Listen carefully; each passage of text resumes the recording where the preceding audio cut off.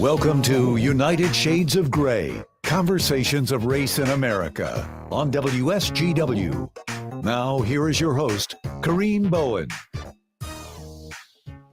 Good evening, ladies and gentlemen. Welcome to another edition of United Shades of Gray, Conversations of Race in America.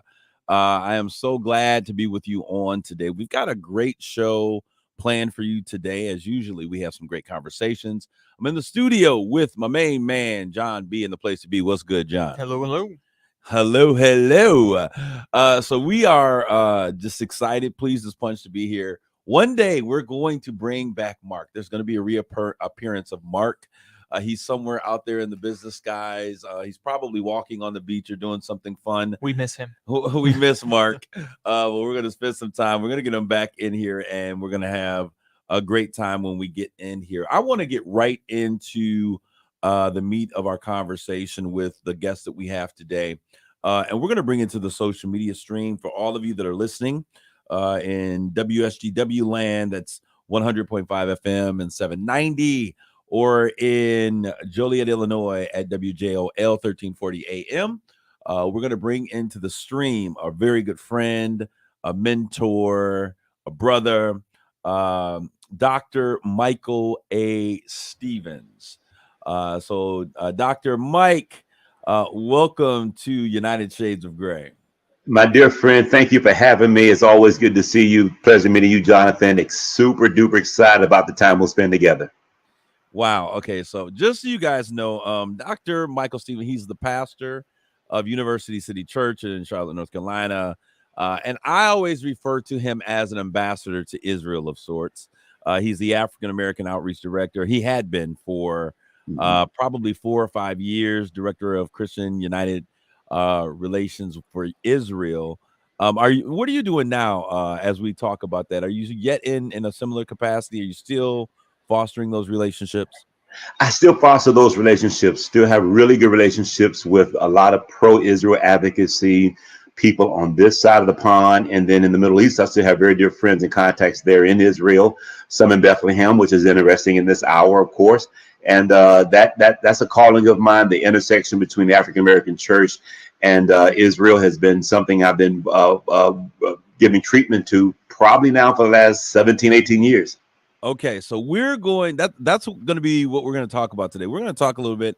He wrote an op-ed in Charisma magazine that we're going to get to, but it essentially is talking about why the Black church must support Israel. Why has the Black church been so silent? But before we just jump into that, I want to share a little bit because I met, Pastor Michael, Dr. Stevens, it's been probably since what, 2005-ish? I want to say 2005, maybe 2006. So yes. Okay, so about 2005, 2006, when I met Dr. Stevens, my mentor in my head, his actual mentor, Apostle Lockett, Lockett, also in North Carolina. Out of North Carolina, was supposed to be a part of an event that I was doing down in Orlando when we were doing the Man Up Forum. He could not make it, and he says, young man, that's how he said it, young man, I'm going to tell you who it is that you need to speak to.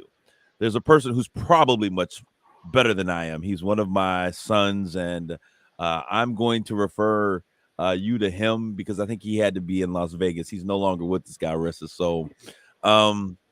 And so he introduced me to Pastor Mike, who I had the opportunity to speak to on the phone for a little bit. And then I'm like at the event waiting for Pastor Mike's plane to arrive and him to get into the location. So I'm looking for this old guy. Like I'm looking for this old guy to come in, and you know, he's a affiliate and an official in the church, and he's doing all of these things. And when he walked through the door, I'm like, this dude is cool. He comes in, he's got his stripe button down on. He's got his, I think it was True Religion jeans, if I remember correctly. He's got his you are hitting the nail on the head, bro. Yeah. I remember because it was embedded in my mind because you were so not what I expected. And I'm like, he's a young looking guy. He's hip. I love the watch that you had, the nautical watch that you were wearing. You had the cross chain on. I'm like, this dude is cool. So I'm like going, let me see how he is. And so we began to go, and that particular event down in Orlando, I think you spoke, and we probably had about 300 men and boys in that particular group. Yes, I remember that. Yeah. And you were absolutely phenomenal. Absolutely phenomenal. I was blown away. I became a fan. Man, I'm honored. I wish. Let me record this for my grown kids. All right, if I can record this and give it to my grown 3 kids, I'll send you a Cash App offering. But I'm going to put in the picture, and I don't, and you probably don't. You gave me a few of these, and we gave them away to the men and boys that were there. No more excuses. Yeah. Wow.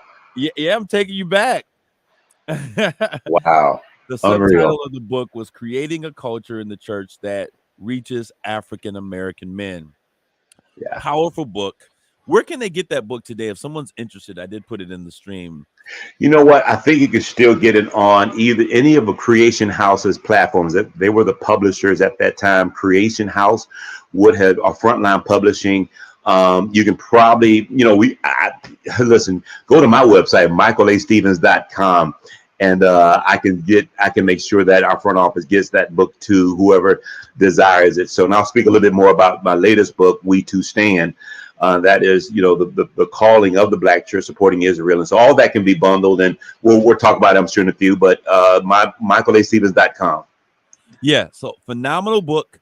Those of you who are dealing men in general, because a lot of these things, these aren't just Black men, but I think this was written specifically to the church about their lack of connection with what we were presenting in terms of connecting and reaching Black men in the church. Powerful book. So I recommend those of you who are out there to pick it up when you hear it. All right. So we go through this. We have this Man Up Forum. We do all of these great things. And in 2018, we reconnected. Yeah. I reached out and I was like, look, our people need leadership. And for those who are listening, Dr. Stevens is a cutting edge pastor. He's always on the brink of things that are happening. He's always doing something creative.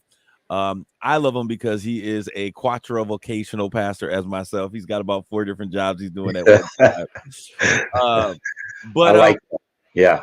So I reached out to him and I said, listen, we want to do leadership training. I want to take our leaders from our church and actually go somewhere and to sit and allow them to be able to see vision in real time. And I think that that's so very important. Allow them to see something bigger than what they're currently used to. And I think you were actually on your way out to go to Israel then. Yeah. But when I tell you that you set up everything, you rolled out the red carpet. And when we got there, it was like you were there. Your personnel and your staff was so hospitable. It was like you were in the place. And we spent some time there. We trained for a few days. And then on that Sunday, we fellowshiped together in service. And my members have been talking about the experience of coming down and being with your people ever since then. So we got to make sure that we get back together and do something again. Pastor Bowen, let me say this before we go any further. People still to this day talk about your ministry impartation and the word of the Lord. I mean, and we've been really blessed to have some really cutting edge pastors, preachers, teachers, prophets, evangelists, and the like, right? But to this day, people still want to know, when is Pastor Bowen coming back? We enjoyed him. I hate to admit this, but man, I never did go back and listen to the service. But whatever you said, man, you left an indelible impression and impact on the ministry. And that's really what counts in today's time. It's not the one and dones and the flash and dash.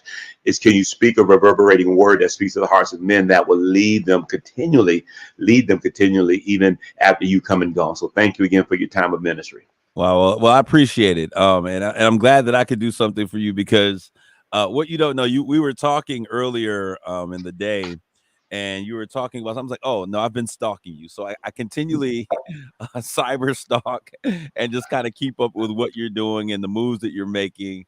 And I do that for people that I think have add great value to ministry and to life and all those things. Sure.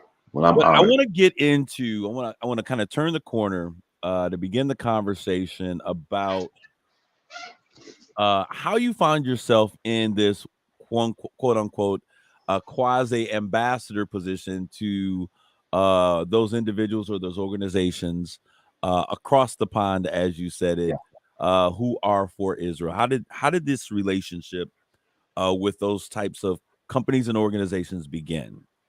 The relationship began, believe it or not, and as religious and as typical as it sounds, this is the God honest truth. I was in prayer. I was in prayer several years ago, and it was probably about 2004, 2005, maybe a little earlier than that. I was reading Genesis 12, and for whatever reason that morning, I believe God spoke to my heart about being a blessing to Israel. You know the scriptures, Genesis 12, I will bless those who bless thee. I will curse those who curse thee. And this was a promise God made. And I really didn't think anything of it, but I just felt that day something was special about what I felt in scripture and in prayer. A month later, I'm in Memphis, Tennessee, of all places, at the Grand Old Church of God in Christ Convocation. And there are 20, 30,000 African Americans, and one white preacher was there that year, and that was John Hagee. I sat next to him. We were introduced to each other by a mutual friend. The book, one of the first books I had published, was published by Steve Strain and Strain Productions, which, that's Charisma Magazine and Frontline and Gospel and all those different magazines. He said, I want you to meet my friend, Pastor John Hagee. Well, I'd heard of him. I'm from Texas, and I'd seen him on TV. Who hadn't heard and saw John Hagee on TV? But that day, 30 days later, we connected. He said, listen, I'm going to Israel. I'd like you to go with me. I had been one time prior on a grad school trip with my wife. Didn't think anything of it. Got the trinkets, took the pictures, got baptized in Jordan River, went down to Via Dolorosa. Been there, done that, right? But again, 30 days after God spoke to my heart. Dr. Stevens, you're talking about things like, you just went around the corner and got some milk and a carton of eggs. And these are things that not everyone has an opportunity to experience, but I appreciate it. Continue. Yeah. And this is authentic as it gets. So I meet Pastor Hagee, and he's like, I want you to come to Israel. What he didn't know was I had been like, I really want to do something for these people. I don't know any Jewish people. I've never been to a Jewish synagogue, never been to a federation. I probably would have known one had I met them, but it was just a divine appointment. Long story short, about a month and a half later, he was in my church, and we had a night to honor Israel. That night, it was a who's who in the whole Judeo-Christian advocacy world. I can name all of them. They were in the church, and I'm off to Israel. We go to Israel for the second time, and he said, you know what? I said, Pastor Hagee, there's a lot of African Americans that love Israel, that believe the Bible and believe in supporting Jews. He said, I'd like for you to help me reach them. Long story short, I came on staff. I worked for 8 years for an organization called Christians United for Israel. We started with 700,000 members then. Today, it's 10 million members all over the world that support Israel. I'm no longer doing work with that organization, but the calling continues on. Since then, I've been to Israel 24 different times, led probably 400 plus pastors, ministry leaders of Israel in various group settings. I've been to Gaza. Been to Bethlehem, then all over the region, and it didn't stop. My particular niche is creating a relationship with people of color in Israel. So whether it's the Ethiopian Jews, whether it's the Christian Arabs that are in Bethlehem, Jericho, Gaza, when you go to Israel, Pastor, we're going to take you to the Coretta Scott Forest. We're going to take you to the Dr. MLK area for photo ops and conversations. We sit down with the Ethiopians. We sit down with Christian Arabs. And it's just a beautiful, beautiful moment of diversity. That's the calling, man. Here in the States, I try to work with as many of our Jewish pro-advocacy friends as we can, particularly now that we're in a war in a season like this. You were saying something, and as you were kind of talking about the different people groups that populate the area, I want you to speak to the diversity, because oftentimes we see that there's Jews, and then there's Arab nations, and then there's Muslims, and I want you to speak a little bit to the diversity, because people who are listening and they're tuning in many instances, what's happening historically and what exists as a nation or nation states in that particular part of the region, Americans are oblivious to. We're confused about. We have no clue as to what's going on. If it's not Florida and what's happening in Florida, we don't know. Yeah, yeah, you're so true. And great question. And here's the thing, Israel, and people may wonder, why is America just so strong on Israel? Is it really the biblical Christian? Well, yeah, I think there's a biblical and Christian connection, but there's also a moral and an ethical connection to Israel. Israel right now is our largest and greatest democracy there in the Middle East. It's a democracy. It is a place where, as a citizen, you have as much as rights, you have much as accesses, whether you're white, whether you're shades of color, whether you're Arab, whether you're Muslim, whether you're Christian, whether you're Jew. That's the beauty of being in Israel. In fact, it's commonly known that Muslims and those who don't live in Israel in the Middle East would rather live in Israel than any other neighboring countries because of the freedoms and the democracies. Now, with that said, two things. Number one, is Israel a perfect political organization, country? No, but neither are we. Do they have their issues of racism as we do in the States? Absolutely. Number two, you have to understand that there is a Western media biasness.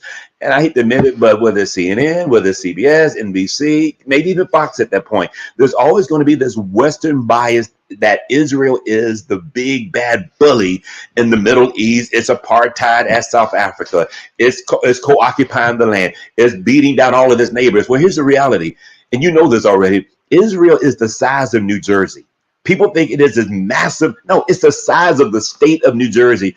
When I'm in Israel, you are no more than 30 miles of a border, no matter where you stand in that country, right?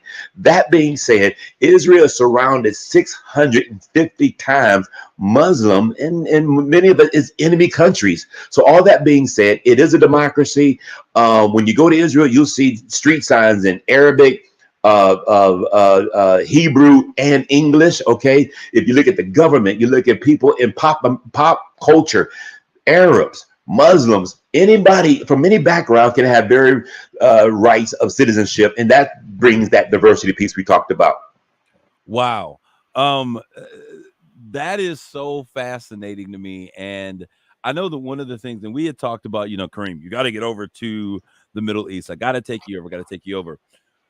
When we begin to look at where we are today, on October 7th, Hamas invaded by attacking what would be a techno concert. 260 individuals reported to have been murdered, killed. Hundreds of others are hostages. Great loss of life. What do you see as, first of all, let's talk about that. Let's talk about the let's just start there. When you think about what has happened, how do you put that into words? What are your thoughts and concerns or the issues that are addressed just by what took place on October 7th? And we'll walk forward to some of the things that have taken place today. Pastor, one of the things I'm going to do today is I'm going to take off the political corrective hat. Okay, so that's nothing you're going to get today. There's nothing your listeners are going to get. It's going to be as transparent, as raw, as relevant, and as real as it can be. I would love to say I'm shocked. I would love to say, oh, what a undercut surprise. That is life for our Jewish friends in Israel. That is not just Hamas today. It was Hitler in the 30s. It was Haman in the days of Esther Mordecai. There has always been an enemy, a wicked plot, a scheme to rid the people of Jewish descent off the face of the earth. We're not talking about coexisting here. We're talking about an existential threat, whether it's from Iran, Hezbollah, Hamas, right?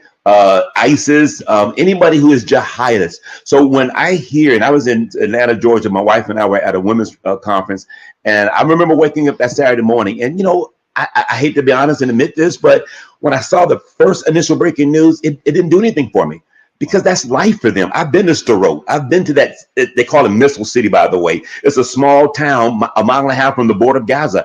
I've been there. We have a bomb shelter there that we have funded and supported.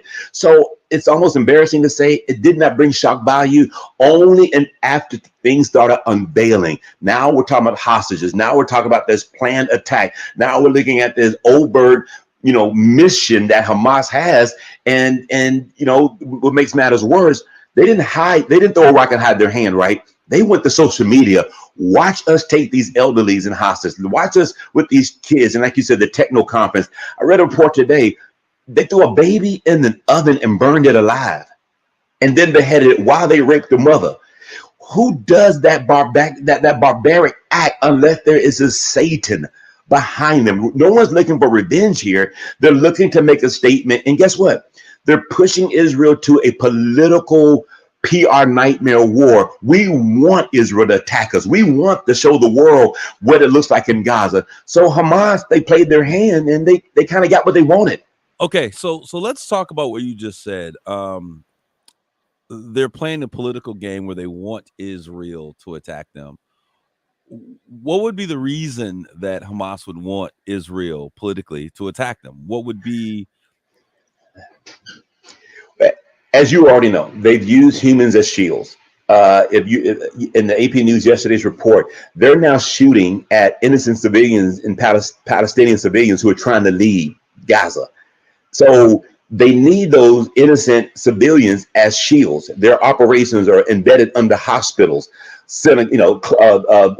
areas that you and I would call public safe areas. So Hamas, and by the way, we're not talking about a country. We're not talking about innocent Palestinians, right? We're talking about an organization that has set its heart on ridding Israel off the face of the earth. You and I both know it goes back 4,000 years from Ishmael and Isaac. I'm sure we'll have that conversation after a while. Conversation in a minute. Yeah, we will. But as of right now, Hamas wants the world to see this is Gaza. This, in their words, is occupied Israel, occupied Palestinians. This is the brute ugliness of an Israeli unethical army and military prowess. That's what Hamas wants the world to see. So they're not concerned about innocent Palestinian lives. If they were, they wouldn't be hindering them from leaving the area. They wouldn't be embedded under the hospitals and schools and daycares. That's what they want. They want Israel to snap back, and so they can go to social media and multimedia and say, "Hey, look how this regime is against these poor innocent Palestinians." When the reality is, it's been a bait and switch game. Wow. So what is the ultimate goal? Do you believe? By what we're seeing taking place starting with October 7th. I know that there is I guess a court of public opinion. Sure. That is being and they're winning right now, by the way.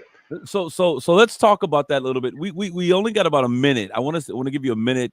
We'll start this conversation. We'll come back because we're going to take a break in just about a minute. Sure. But let's begin the conversation of what does this do for them in the eyes of public opinion? Yeah. Pastor, here's what keeps me up at night right now. Here's what bothers me that has not bothered me in the last 15 years of this ongoing conflict.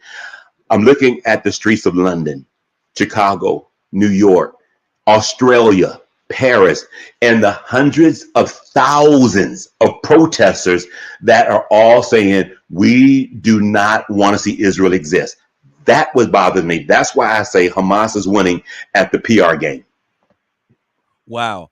I was watching the other day, there was a focus group of some young Palestinians and some young Jewish individuals. And one of the things that the young Jewish people were saying was that there was a fear that as these protests grow in places like you just named, in France and Germany and around the world, that it was only a matter of time before they were able to see the support in the United States also succumb to the demands and the pressures of those who are against Israel. In just a quick yes or no, we'll come back and I'll get a more detailed answer. Do you think that the United States will stand in solidarity, or will they succumb to the pressures that are being presented by other countries? I believe that they'll stand their ground, and they're going to have to, by the way. So, in a quick answer, yes, they'll stand their ground. All right, we're going to take a quick commercial break, and when we come back, we'll be more with Dr. Stevens as we talk about why the Black church needs to stand in solidarity with Israel. Stay tuned with more of United Shades of Gray.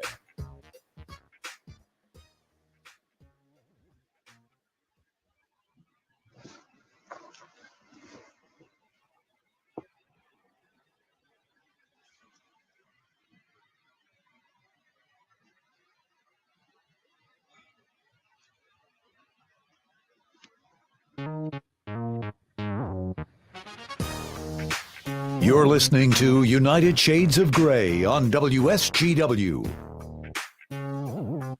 This is Kareem, and we're back with more United Shades of Gray. We have our guest in the social media stream, Dr. Michael A. Stevens, who has worked with pro-Israel groups for a number of years, formerly what I would call a quote-unquote ambassador with the African American Outreach as the director of Christians United for Israel. Before the commercial break, I asked you a very simple question, and you gave me a very simple answer. But let's dive into that a little bit more. I asked you, was based upon what these young teens were saying, they had a fear, some of the Jewish individuals, about the repercussions of what's going on in the Middle East, eventually weighing so heavily on the United States that he fears that the fall of support in the United States may be inevitable. And your answer was you think that the United States would continue to back Israel. Listening to what's happening in Congress, hearing the opinions of some people, it appears that some of that support may be waning. Give me your explanation as to why you think that we will stand in solidarity with Israel. Well, I watched some news clips yesterday and listened to a little bit of Vice President Kamala Harris, a little bit from President Joe Biden. Congress is pretty set. It's a bipartisan issue that they want to approve. I want to say 14 billion. I think it was $15 billion package. That's been the history of the United States of America. Yes, we've seen a tremendous groundswell of anti-Semitism, a tremendous groundswell of protesters. But I think America, from a military and a security perspective, no matter who right now is in the White House, they see it as their benefit to stand with Israel and the Jewish people. Now, again, this is going to be a long war. This is not going to be a 3-month, 6-month and done ordeal. I think that it'd be to anyone's advantage, whether it's the Democrats, whether it's the Republicans, whether it's whatever candidate on either side. It would be to their advantage to continually push, even in the midst of this rising disappointment, I guess, from the common person about Israel. Secondly, I'll say this: yes, those Jewish students are correct. You see what's happening on some of our libraries and our college campuses right now. That's not going anywhere. Again, as I said earlier on the onset, our Western minds cannot comprehend a jihadist mindset. We don't have to worry about Hamas coming to America. Hamas is already here. They're sleeper cells all over the country. I know that sounds really, spooky and maybe even like enemy of the state, some kind of deep state movie that we watch. Right. I mean, yeah, and it does seem, really, really sci-fi at this point, but we have open borders right now. And there is a jihadist mindset, and I think they're waiting for this clarion call to basically, run roughshod all over our country. And again, that sounds extreme, but I don't. There's nothing new under the sun. What we see happening right now has happened for the last 4,000 or 5,000 years. It's just now crossing its way over to the western part of the world. Okay, I want to take a couple steps back, because one of the things that I thought was really interesting, and you sent this over as I gave you a call. I was like, listen, I think that you're the person that I really want to have this conversation with.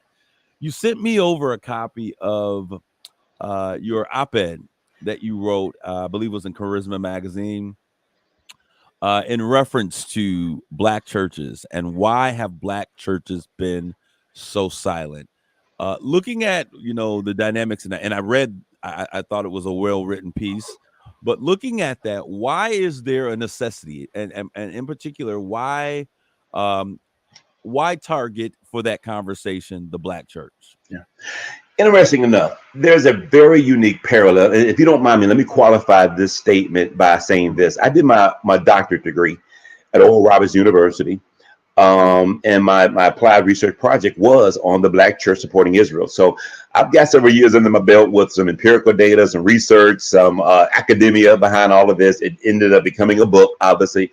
And all that being said, this is just not a shot in the dark and something that, might have had a media trend on Twitter. The reality is this: there are just unique parallels between the Jewish community and the Black community.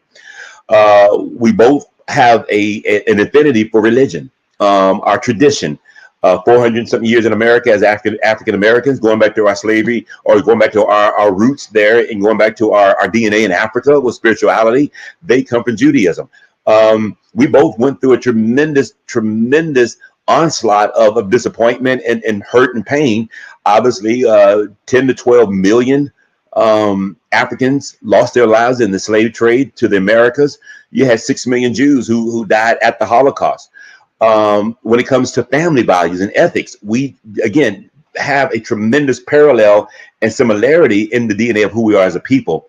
When the African Americans went through the Jim Crow days and the Civil Rights days, very few people know this, Pastor. 2 out of 3 non-African Americans that marched were Jews. When you look at the Mississippi burning, those 3, Cheney and those 2 young men that were murdered, those were Jewish young boys. And there's always been this sense of moral ethics of Jews to support those who were oppressed, those who are without. And it is commonly known, particularly among our parents' generation. Most of us don't know this, but our parents and our parents will tell you, yes, okay, they own liquor stores. Okay, they own real estate. They had media. They own this and they own that. But there are a lot of Jews who were connected to African Americans, even back to the beginning of the NAACP. So there's a long intertwined history between the 2 communities. That being said, in the day of the Jews' greatest need of advocacy, support, and friendship, if no other organization, if no other people there should stand, I believe it's the African American community, namely the African American church. Why the church? We're still the most influential organism, not organization, but organism in the Black community. Not the NAACP, not Black Lives Matter, not politics, not even the academia of schools. It is still the Black church that is the bedrock of influence, inspiration, and change in the Black community. I love that you gave us a historical perspective of the relationships between Jewish Americans or Jews and Blacks in America. When we look at a more current perspective, and I believe you addressed this issue also in your op-ed, that there is a strong sentiment of disdain that exists in the Black community as it relates. Well, I'll say there is an alleged, because like some people will say it doesn't exist, other people say that it does, but the relationship to a great degree has disintegrated between Blacks and Jews, especially here in America. Some of which we've seen in popular culture, the relationships with some iconic hip hop artists and entertainment artists and conversations. Nick Cannon, what was the basketball player just recently? Kyrie Irving. Yeah, right. Kyrie Irving. Do you think that there is a changing of that sentiment, first of all, among Black Americans? And is it because of their lack of understanding of their historical relationship? And is it is there an opportunity as a person who worked to restore relationships? Do you see there being any success on breaching that gap or that chasm between Black America and Jewish America here in the States? I really do. I really do believe that change is possible. I do believe that understanding and agreement is very achievable. It's just a matter of, number one, sitting down face to face and talking. It's a matter of informing and educating, getting out of this media bias in the West. Part of why I was helped and got funded to take so many people to Israel over the years was so they could go to Israel for themselves and see the land, see the diversity, see the many shades of color of people in that country, to see, their humanitarian efforts, not just the Bible particular narrative of it all. So when you look at the Kyrie Irvings, you look at the Nick Cannons, even with Michael Jackson, Prince, they've all had similar, Sure. instances. Well, and there's been a huge backlash from the Jewish community in America. Sure. Think about it like this, though. Think about this. When you think about entertainment, there's a book, and I highly recommend this book to almost anybody I meet. It's called The Jewish Phenomenon. It's called The Jewish Phenomenon by Mark Seeger. I think his name's Seilberg. 7 traits of an enduring people, 7 qualities, 7 keys to an enduring generation of people. It talks about, though they only make up 2% of the population, and I'm paraphrasing somewhat, but although they only make up 2% of the population, but think about the media exposure, the real estate, the attorneys, the doctors, the NBA sports team, the NFL sports team. Think about all, and the question begs to be asked, why, how is it that 2% of the people can have such an influence in politics and media and real estate and law? And it goes back to those 7 principles. And a lot of those principles are right there in the Old Testament: family, the Shabbat, Sabbath, keeping the Sabbath holy, being shrewd with their money. So here, I say that to say this: there lies the rub a lot of times in the African American community. Because you're saying, well, Pastor Stevens, if you're saying that there's a tremendous parallel between the two, which there is, how come it seems that they have been oppressed, persecuted, and murdered, but yet they seem to soar and go up, whereas we've been oppressed, persecuted, murdered, and seem like we can't get on Jump Street, right? Anyway, so that creates this coin, or that creates this concept that I have in my book called Jewish envy. It's social envy. Sometimes as African Americans, we see them owning our stores. We see the money staying in their community. We see them being less of a populated people than us, but yet how come they're soaring? It seems like we're not. So there lies a lot of that frustration. So you combine that with Farrakhan. You combine that with Al Sharpton back in the 70s. You combine that with Jesse Jackson back in the 80s. And these were our quote unquote spokespersons and influential people in the black community of that time, right? It creates a powder keg. It creates this Jewish envy of, hey, my money's in your community, but you ain't reciprocated back to my community. And that's what it seems to be. Well, Dr. Stevens, and I don't want to go down that road, because one thing that I love, and one of the artists noticed, is that I've noticed that politically speaking, that you and I have some very different opinions. Okay.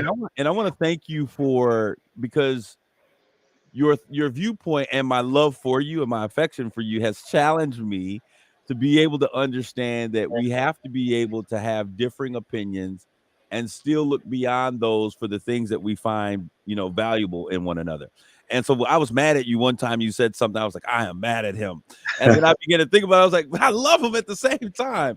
And so it showed me that just because we differ in certain elements, sure, because one might say that a part of that ire that exists between the black communities and the Jewish communities is an idea that, many communities, oftentimes blacks are looked, why don't you pull yourselves up by your bootstraps and make it happen?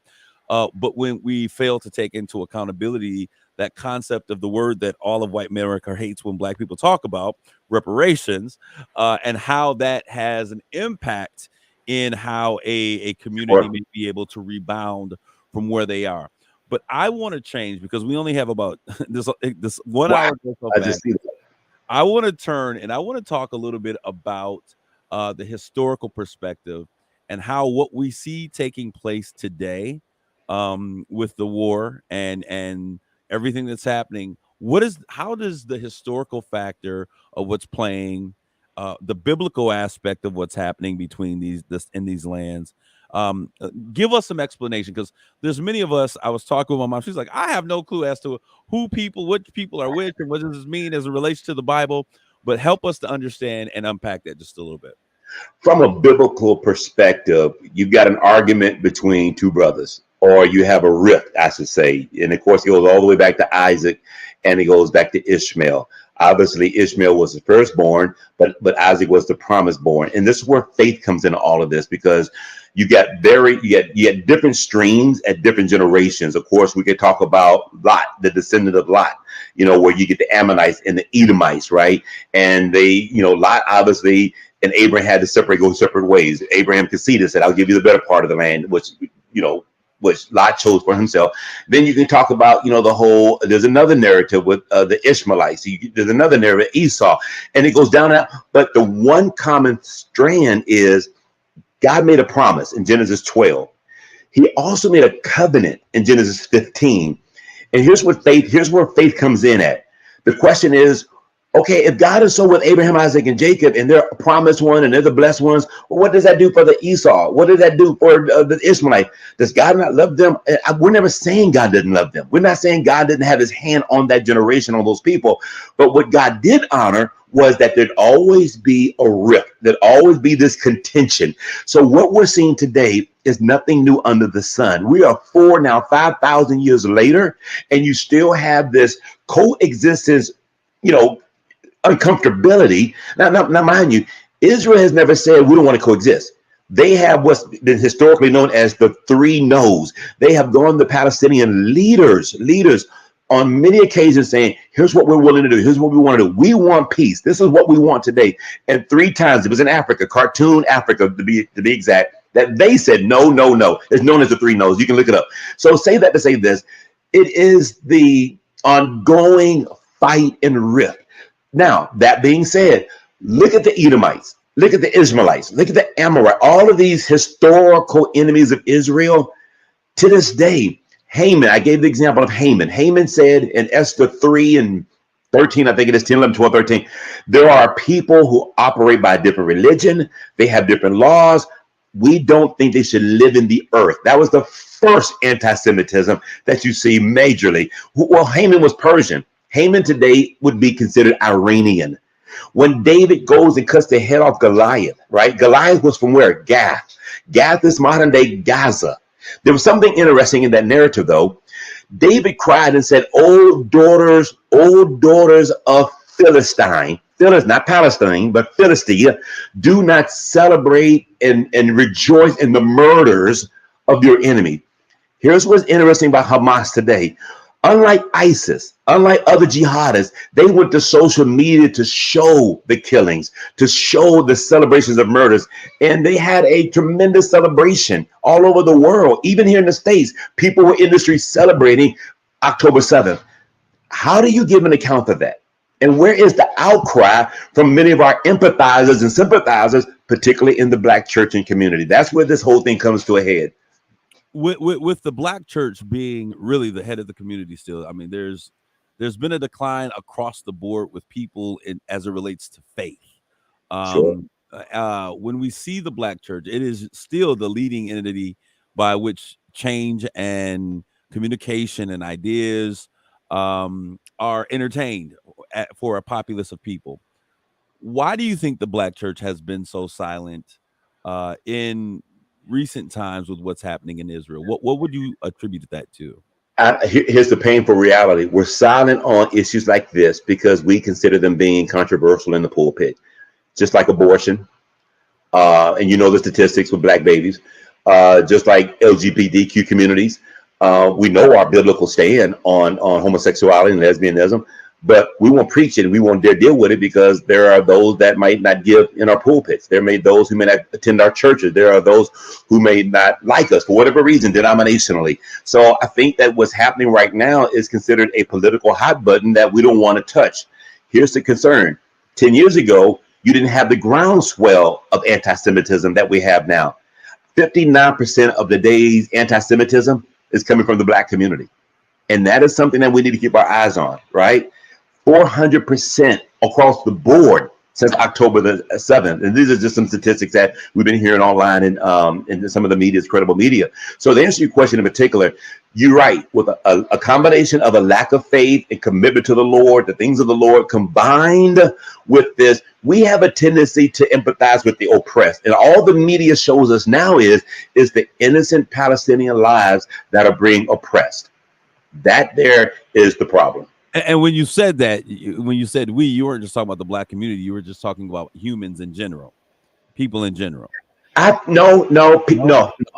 I think people in general, yes, but more so the Black community. Because think about it, we identify with those who are oppressed because of what we've gone through. We automatically see people who seemingly are darker shade. Again, think about the Western lenses here against the white imperialistic Israel, colonial Israel. We gonna tendency, we see a Black man and a white man playing golf, or we go with a Black girl. We see a white guy and a Black guy playing tennis. We go with a Black player. I mean, this is something, and I get it. I'm not saying it's wrong. We empathize with being the underdog, and right now it looks like 2 million Palestinians in Gaza are the underdog, and it's unfortunate. And don't get me wrong, I don't have answers for all of that. My heart breaks to know that people have so much time to get out of there because Israel has to come in, root out the cavity, deal with the evilness and the terrorist spirit. That's a no-win situation. Okay, let's talk about that because I think that this is the challenge that's ahead. And I think that there's not anyone on the planet that would disagree with the fact that if a nation is attacked, that they have a right to, attack equally, right? As of recently, in the recent days, there has been reports and accepting of those reports, I should say, by Israel, of them attacking and hitting civilian areas where some refugees, people are hiding. And, the response has been like, in war, there will be casualties. How do you think that lens is going to play out for Israel in a time when people are already down with Israel? I think it's the lesser two evils, and there's no way to ignore the 800-pound elephant in the room. There are casualties of war, but Israel, I think, they are really left without a choice if they delay the ground invasion. If they delay rooting out this terrorist, again, let's make it very clear: Israel is not at war with the Palestinians; they're at war with Hamas. And if they delay, explain that difference, because there is a difference there. There's a big difference. Palestinians, again, you have 2 million people who are citizens of Gaza, and these are Palestinians. They are not terrorists. They're not the ones who did October the 7th. It was the Hamas military jihadist group. Now, some argue that, hey, these Palestinians put them in, they voted them in, and that's a whole nother conversation to have down the road. I would not dare blame the bulk of Palestinians for what happened October the 8th, 7th. It would be similar to the Klan and white folks, Black Panthers and black people. You have small groups that have differing opinions, and sometimes they don't believe that peaceful existence is the way. There are multitudes of Palestinians who don't want Hamas there. They don't want Hamas there. They realize Hamas has made it absolutely detrimental for the people at heart. And so that's a great comparison, I think. Okay, so how do you think, or give us ways that Black America is able to show their solidarity or show some support? What is it that you would love to see for the Black church to have as a response in these current days as it relates to Israel? I've got a friend in Israel. He's 80 years old. He's one of the most walking Bibles there in Israel as a tour guide. We were texting each other the other night. He said, Pastor Stevens, I wish your pastors would believe the Bible that they preach. Wow. I just wish they believe the Bible that they preach. And it took me several days to really synthesize what he was saying. We, in our comfort and conveniences, love talking about David and Goliath. We love talking about Saul dealing with, the Ammonites, and David dealing with the Edomites. And we can go down that historical line. But here's the problem. Today, we are now living in 2023, real-time war. The very Israel that we've preached about and read about and hollered about is the very Israel now. We have a decision. Are we going to stand with David that kills Goliath? Or are we going to criticize David? Are we going to stand with Israel in their day of dealing with all of their enemies? And we're not just talking about Old Testament. Let's look about the Babylonians, the Romans, the Persians, those in the last 2,000 years. Every one of those enemies, the 6-Day War, the Yom Kippur War. You can't tell me that God was not with this. And not that they're perfect. We are not romanticizing ourselves in Israel whatsoever. But God's word is perfect. His covenant is perfect. And for whatever reason, the Black church needs to put down its sides and differences, stand with their biblical convictions, their moral convictions, and pray. We're praying. My prayer is that God would remove the death angel from innocent civilians, right? But at the same time, give the Israel military leaders strategy on ridding the world of a jihadist terrorist group who wants not just to take out little Satan, Israel, but now they want to come after big Satan. That's you and I here in America. Wow, this is Dr. Michael A. Stevens. Dr. Michael Stevens, give me your email address really quick so that those that are listening, if they'd like to connect with you, they can. The best way to do it is go to MAS@MichaelAStevens.com. MAS, Michael Anthony Stevens, at MichaelAStevens.com. That's the best way to reach me. All right. Thank you so much. It has always been a pleasure to connect with you. I want to tell everyone that's out there, thank you for listening and tuning in. And as always, take care of yourselves. Grace and peace. Bless you. Thank you, Pastor.